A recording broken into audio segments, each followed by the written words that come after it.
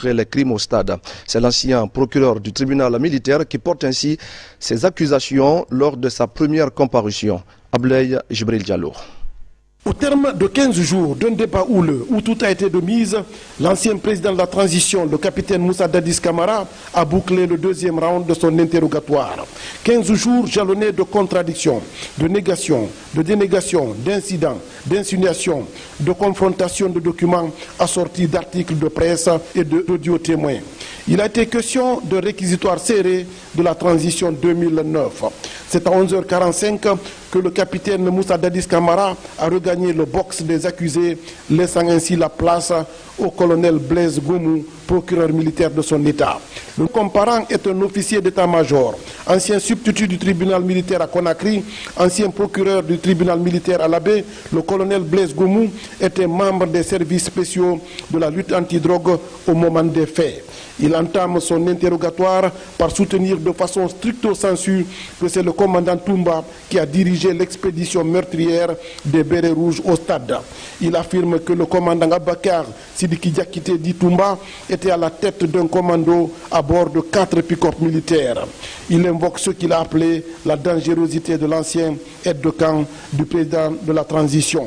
Face au président audiencier et au parquet, le colonel Goumou se rétracte et reprécise, je cite, « Je n'ai pas vu Toumba tirer sur la foule, mais je l'ai vu tirer à son arrivée entouré de la garde présidentielle. » Après le président, le colonel Goumou entame son tour de passe d'armes avec le parquet. Le face-à-face entre le ministère public et l'accusé fera-t-il sauter le verrou de la dénégation? Les dés sont jetés et les faits par la suite répondront aux interrogations du présent.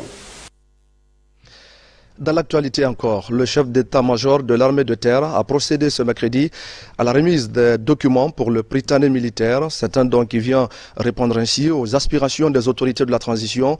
La cérémonie s'est déroulée au camp Alpha Yaya Diallo. Adjudant Omar Kamara, correspondant de la presse militaire.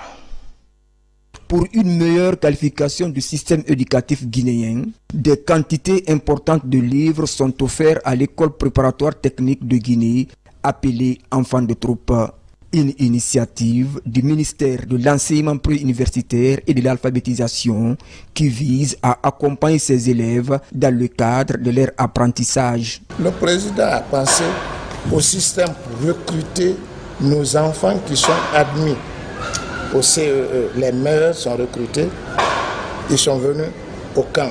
Ils vont recevoir non seulement la formation militaire, mais la formation normale comme les autres qui sont dans les autres systèmes. Le ministre a trouvé les manuels, les guides pour mettre à la disposition et au niveau des élèves et enseignants.